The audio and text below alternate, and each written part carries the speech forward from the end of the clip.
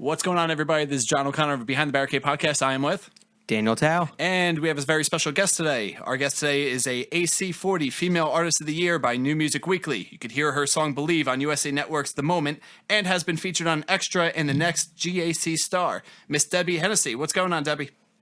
Not much. How you guys doing? We're doing all right. It's Very actually good. Somewhat warm here in New Jersey, so Finally. yeah, it only took how many months? 3-4 months? Actually, it was warm in the beginning, got really freaking cold, and now it's warm again. So hopefully it stays that way forever. Yeah, we had the opposite. It was nice and cold over the holidays, so it made it feel like holidays. And then all of a sudden, February was like the warmest February on record, and now it's kind of chilled out a bit. So it's Now good. Define cold in California. 60, 67. No, I mean honestly, it was. I mean, it can vary, but for us, in LA, when it starts getting into the 50s and 40s, that's a little chilly for us. That is kind of cold. 40 degrees. Yeah.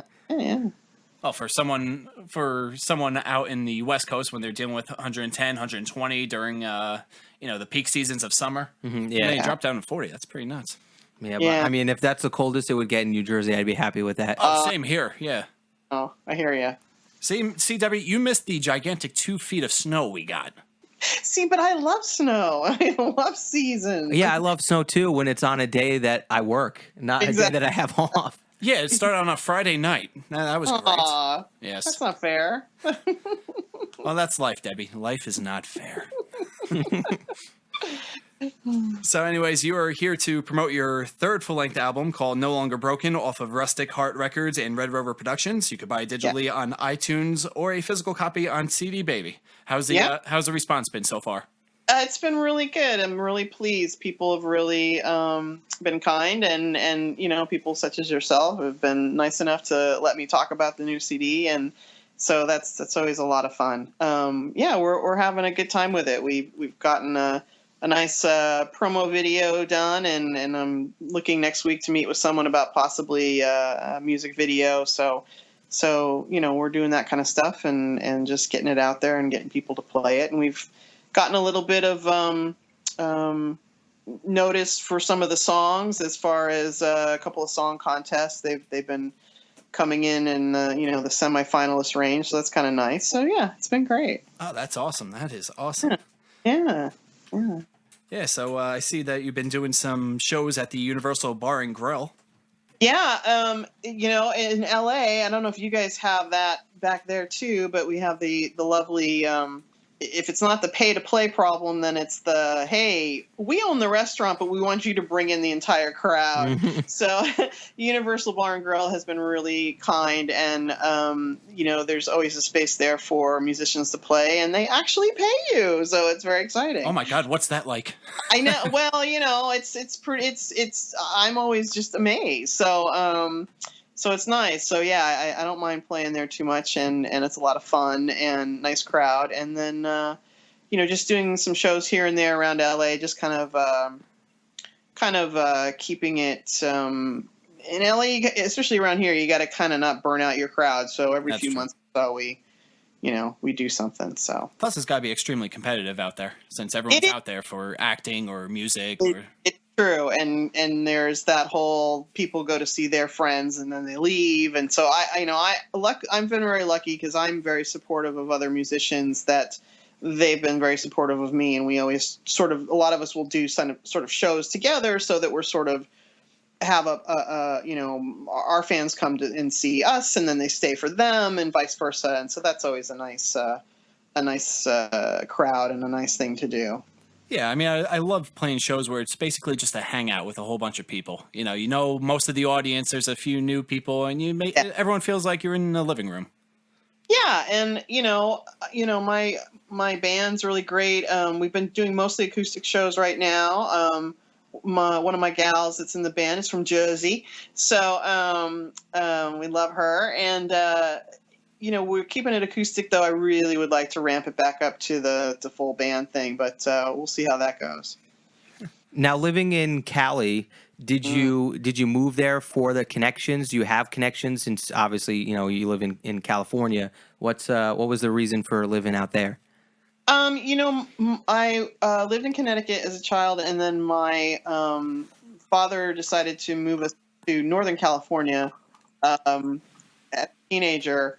And then I actually came down here about 17, 18 years ago for music specifically. I had done music, obviously, up north. I had done different types of bands and actually was doing things like Motown review bands and things like that, which was very popular up there at the time.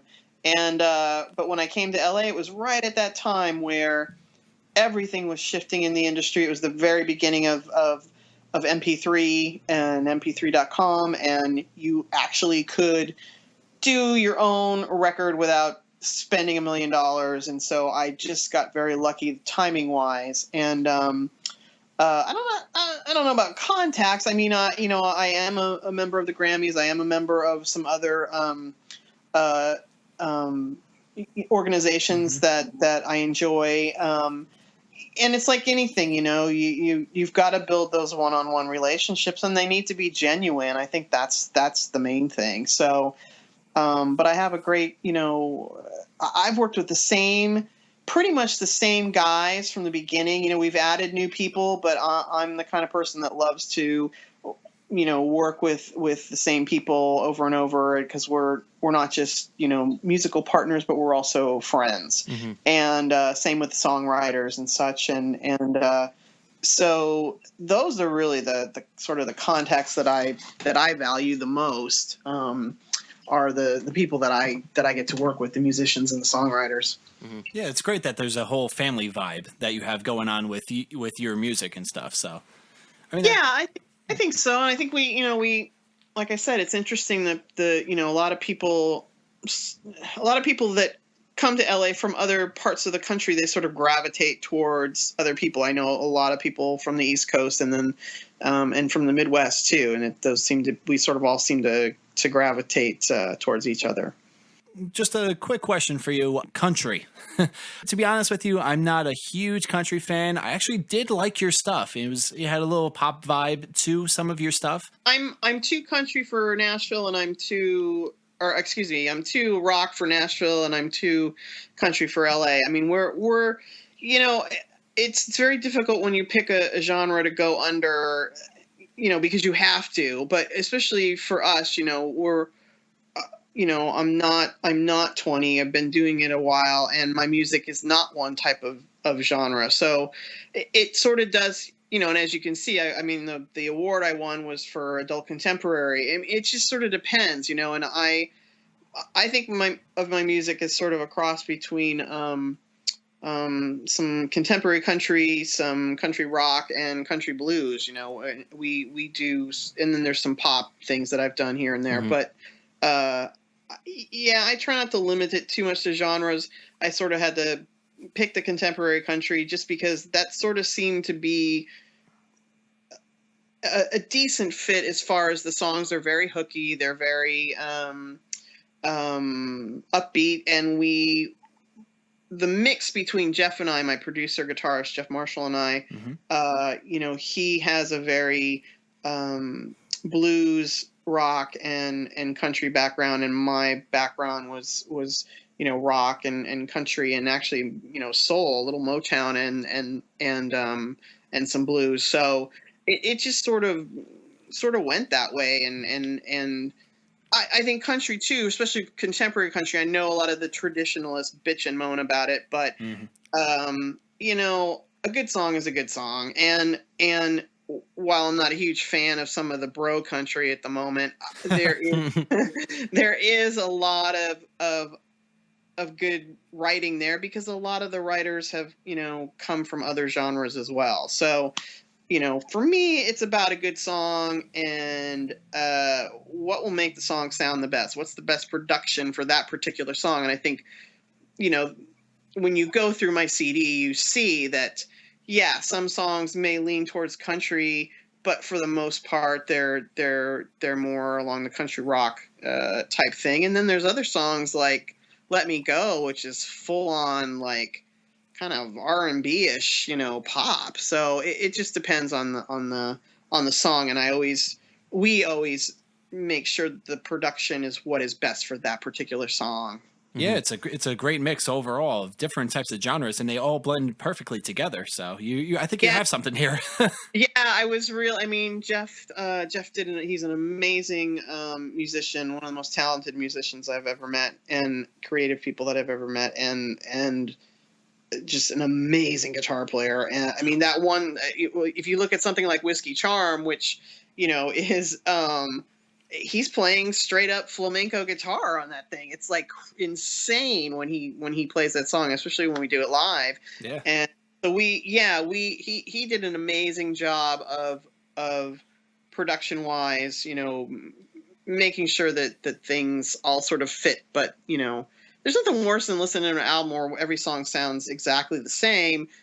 But then again, you also don't want something that's so disconnected. You're like, you feel like you're on shuffle or something. So, but I think we did a good job of blending them. And then, I just sort of picked an order that I felt was really kind of led people on a journey through the CD. Mm-hmm.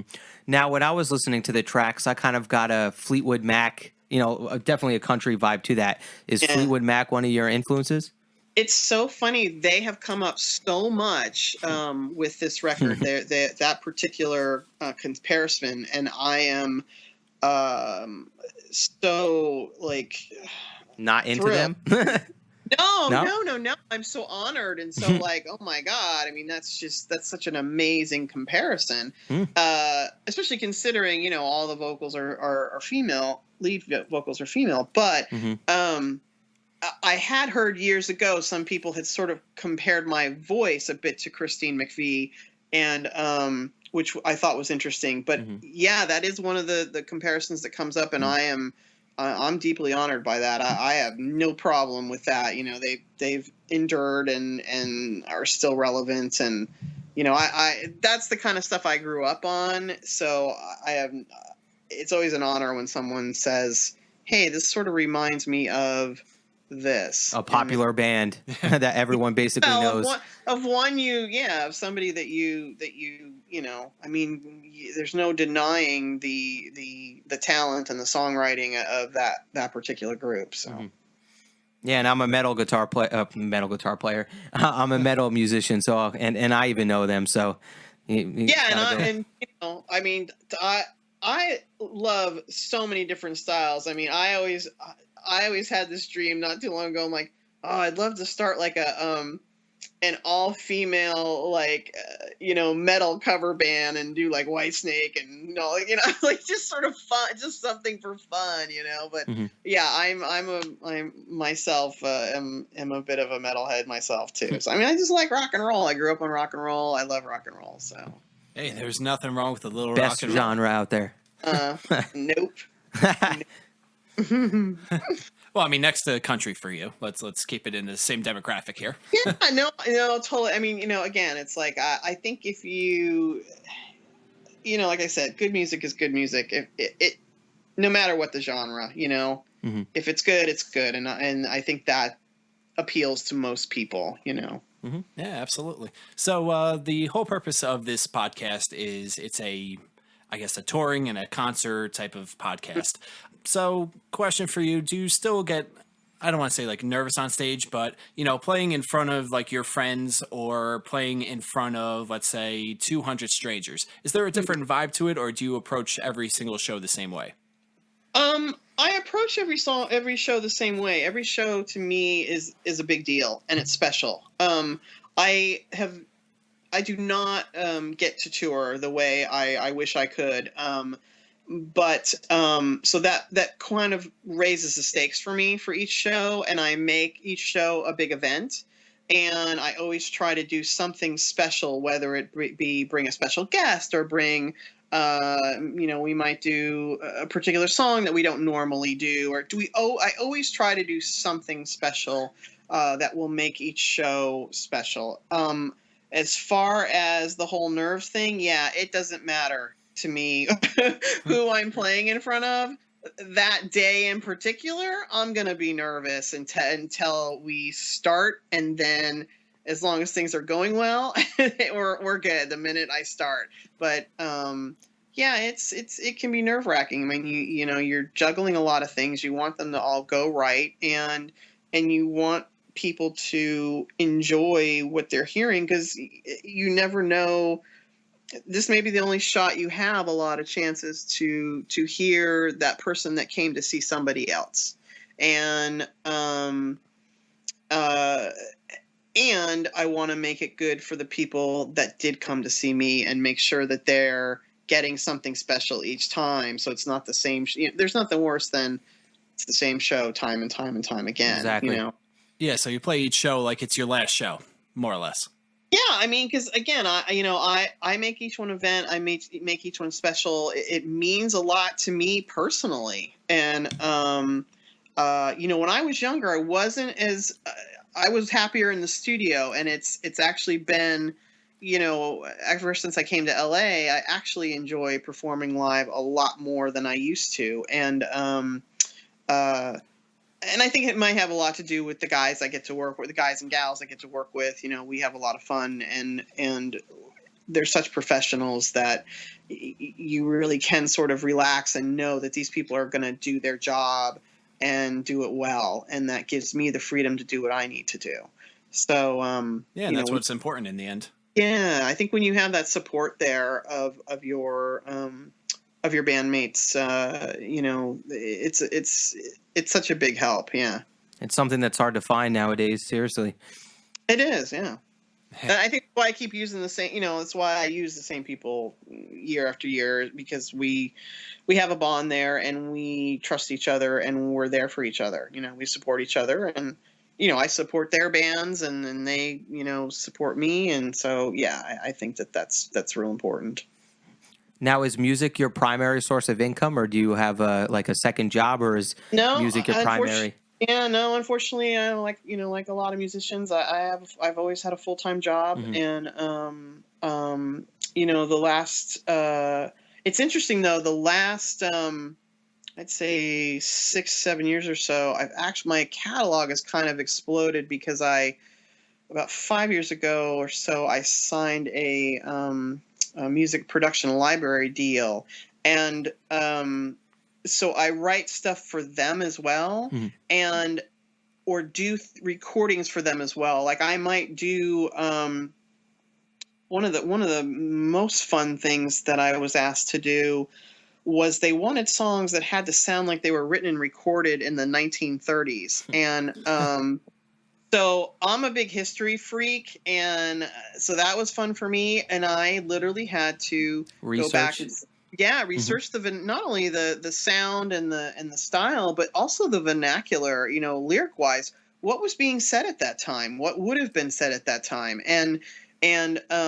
you know, one of the songs had to be a blues song that sounded along the lines of Bessie Smith, and, you know, women at that time, it was all, you know, oh, my man's left me and I'm going to die, you know, and for me today, it'd be like, huh, not saying that, but you know, it's a whole, but I had to play a part, and I had to put myself in that mindset and write from that area. And then it got even more kind of fun and cool when it came to recording, because the guitar player that I used on that one, John DePatty, my other guitar player, was like, well, you know, there was no electric guitars in the 1930s, but we got to, you know, and so we literally found a way around doing things. And it was literally him taking an old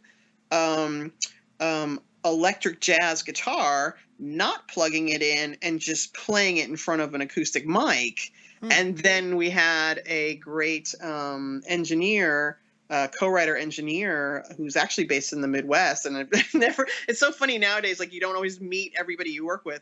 And he had the skills to mix this in several different ways, to mix it in mono, like it would have been mixed then, to mix it, you know, a contemporary version if they wanted that. So I found it an amazing process, and a lot of fun, and certainly a whole new area and avenue to explore with music that I never had thought of. And we've also done it was not last summer, I think the summer before, I had to do a bunch of songs, Irish songs in the public domain. And luckily there's a nice group of Irish musicians here, legitimate from Ireland Irish musicians.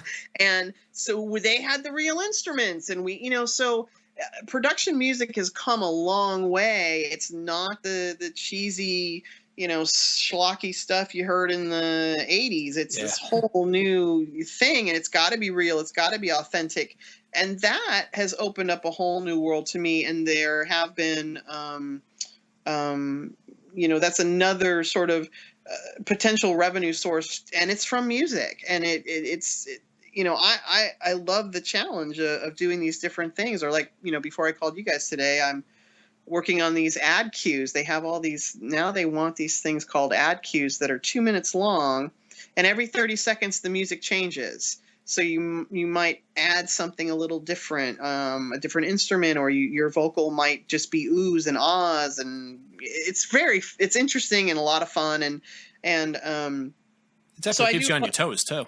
Yeah, I think creatively it really makes you open up and makes you have to do other things, and I think that also helps me in my own original music that I do for myself personally. So those are I'm there's a lot of like I said, the catalog has kind of exploded over the last 5-6 years, and I think it's one of those things where I've seen little bits and pieces of money starting to come back, and it's just one of those things that you just grow. You have to grow, and hopefully someday that will take over, and it won't have to be the full-time job.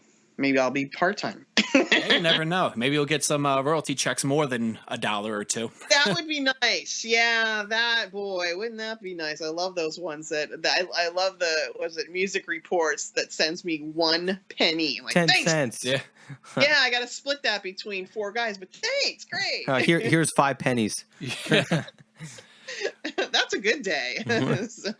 It is. I mean, both Dan and I, we were once in the same band, and our music is actually up on Spotify, on YouTube, iTunes, same thing as yours. And it's funny going into like CD Baby and looking at like 1 cent from someone streaming your song in Asia. You're like, wait, what?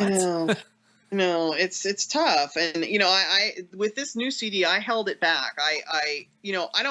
The older stuff, I went ahead, I allowed it on Spotify. It's been out. Some of it's been out since, 2002 or 2006. It's like, I'd rather have somebody listen to it and have them go, oh, I kind of like that. What else has she done?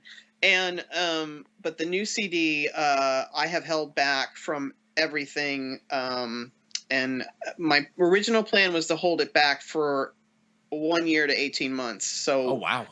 Yeah. I don't see any reason, because I'm an independent artist, because I'm doing it all myself. I don't have, some big machine behind me. It does take a little longer, and I did not want everything to be out there and accessible right away. I even sort of staggered which songs have been released to radio.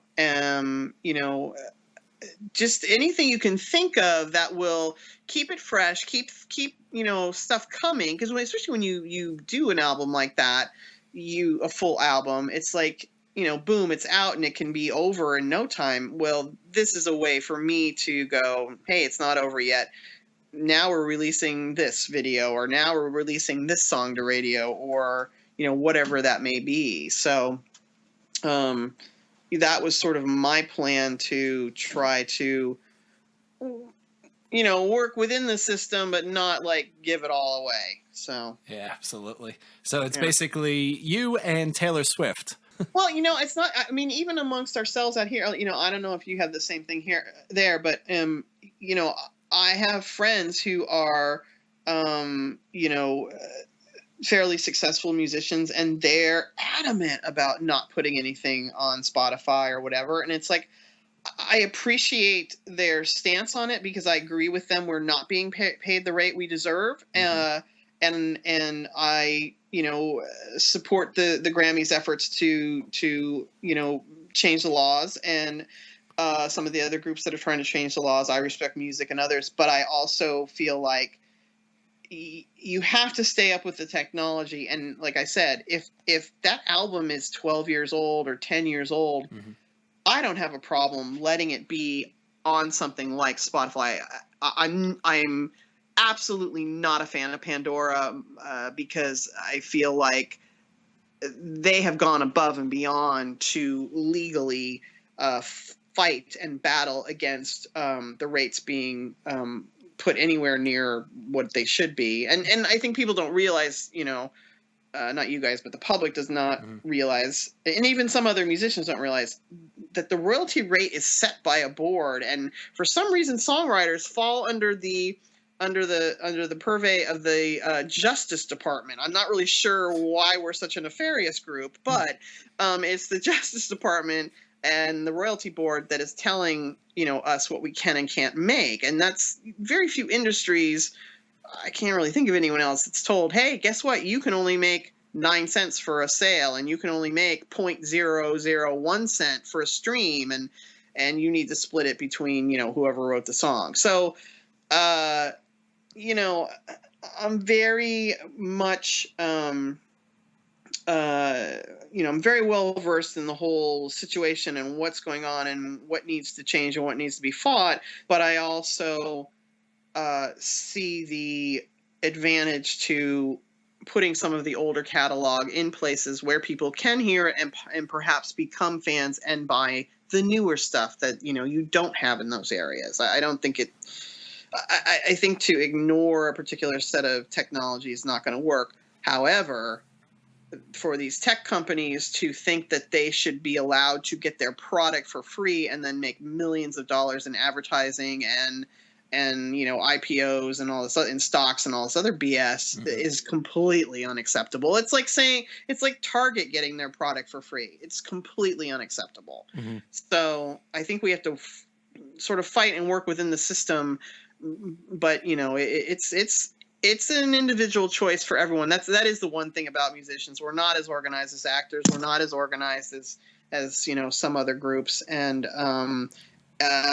while I love the freedom of it, it also works against us sometimes. So, yeah, I mean, it always does. And to actually think that the RIAA, the company that does the platinum, gold, they're actually taking in streams into account. And I don't know if you're familiar with the rapper Kendrick Lamar, but he actually went platinum overnight due to his Spotify streams. Right. I mean, how ridiculous is that when, back like 10, 20 years ago, you had to sell 1 million records for platinum.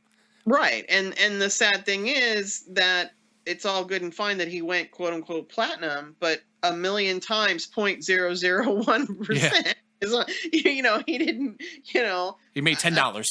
I'm no math.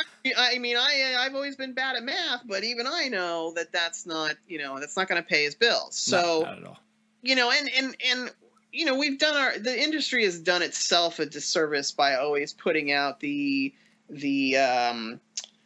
hype of the Rockstar Image. So, we've done ourselves, and the industry has done itself no favors by pushing that crap either. So, because then when people start talking about it, when the actual working musician or the working songwriter talks about it, people look at us like we're crazy. I mean, I have very close friends who think, "Oh, you must be making," I'm like, "Are you insane?" Does it look like I'm making $1 million? Have you been to my apartment? Yeah, it's like, it's just like, it's crazy. But yeah, I think it's, it behooves us as musicians to educate other musicians too, because I think that is really where there's a lot of problems, Absolutely. a lot of problems where I'm going to get on this show and it's going to, I'm going to blow. No, you're not. It's all, No, you didn't. It's a lot, being a musician, being any kind of, creative thing is a lifelong pursuit. And if you're only in it to be famous, Good luck. Yeah. I think you might need a sex tape in order to boost your career. Exactly. Yeah, I mean, nobody wants to see that from me. So I try to just, because I mentor some people here in LA, some younger artists, and in particular, I had one kid from American Idol, and he just makes me want to pull my hair out because that mentality of they only care about being famous, I can't relate to. And it's like, you're in for such a hard road if you think that that's how it's going to be. Yeah, you really need to pay your dues. And even American Idol, you're famous for what, like a year? I mean, can you name the last few American Idol winners? I can't. Of course, there's really only, a handful that ever, made it big and forget about I remember when The Voice first came out, they asked me twice to be on it, and I laughed and I said no thank you, because being in LA, you how these reality shows are run, and especially when it was the first year when I didn't know what the catch was going to be, and so I was like, thank you, thank you, but no thank you, I'm not interested in going out for this, and I was so glad I didn't, and I would never put myself in that kind of situation anyway, but that show in particular, the only stars it has made is the people that already were stars. So exactly, like Cassidy Pope, she was in a huge pop punk band called Hey Monday, way before The Voice. She ended up going solo for a little bit, ended up going nowhere. She jumps on The Voice, gets picked by Blake, I think, and now she's a country star. Star, of course, yeah, and those kids give away a lot. When they sign those contracts with those types of companies, they really do own them, and it's not pretty. It's just not pretty. Is that a news helicopter flying over? There's always something. I'm a little bit in the flight path, so yeah. So what would you say is your most memorable show? Maybe like a huge crowd, a big venue, Madison Square Garden type venue, or just like something that happened at the show. What would be your most memorable one? Boy, that's really hard to. Honestly, for me, the moments that mean something to me are when someone comes up to me and a particular song meant something to them. When we first were doing songs from this particular CD, Let Me Go in particular is a very personal song, and I had a lot of women in particular coming up to me with tears in their eyes afterwards going, oh, wow. Yeah, and I was like, are you kidding me?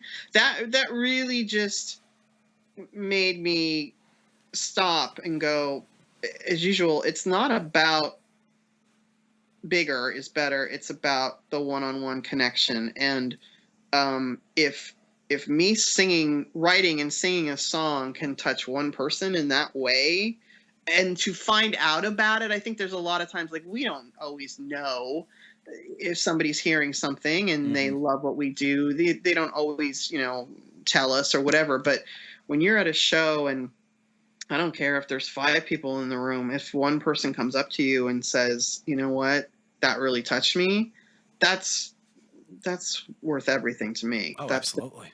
Far more important to me than playing some massive arena or, huge show. I mean, I've done a lot. The other thing that I've done a lot of that kind of meant a lot was we did a lot of charity shows over the years for Relay for Life and some of the other cancer organizations, and those always mean a lot to me. It's nice to go and support those people who are trying to raise money or do research or whatever it is that they're trying to do. So I like doing those as well. Yeah, absolutely. So I think this is a good time to wrap things up. Actually, my computer's dying, so yes, God forbid I remember my my charger. But anyways, we're actually going to play a song off of your latest CD. We're going to go with "You Can't Unpull a Trigger." Is there maybe a little background to that song that you'd like to tell the world? I can give you that one. That one was a few years back, or when I went through, before I read to write it, there was a billboard very briefly here around LA. It was for a car. I don't remember the brand or anything like that, but it was along the lines of, once a bullet leaves a chamber, kind of blah, blah, blah.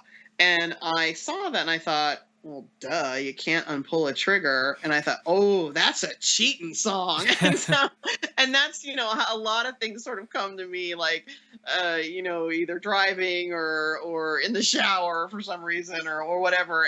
And that's how that title came about. And then the chorus came very quickly for me. The lyrics and the melody came very quickly for me, and I sent that to Jeff, and Jeff was like, as usual, came up with this killer guitar part, and then we wrote the rest of it. So and the rest is history. I love that one. Yeah, it was. I think it was. Yeah, it was definitely my favorite. It was between that and Whiskey Charm. I also enjoyed Whiskey Charm. Yeah, to the two rockers on there. Absolutely. Yes, well. All right, Debbie. Anything you'd like to plug? I'd love it if people would just check out the music. They can hear the whole CD on my website if they like. Before they buy, they can, obviously get it at iTunes. But if they want a physical copy, they can actually call CD Baby and talk to an actual person. Whoa, and what's that like? Yeah, it's amazing. We can still do that in this day and age. And they can do that by just calling 1-800-BUY MY CD, BUY my CD. And, if you're not comfortable putting your credit card in online or whatever, they'll take care of you there. So, yeah. And like I said, people can listen to it online and, visit my website, visit my Facebook page, just check it out. And I think you'll like it. Just give it a listen, give it a chance, and you support indie music. Yay. Yes, please. And that website is Debbie Hennessey, spelled DEBBIE HENNESSEY.com.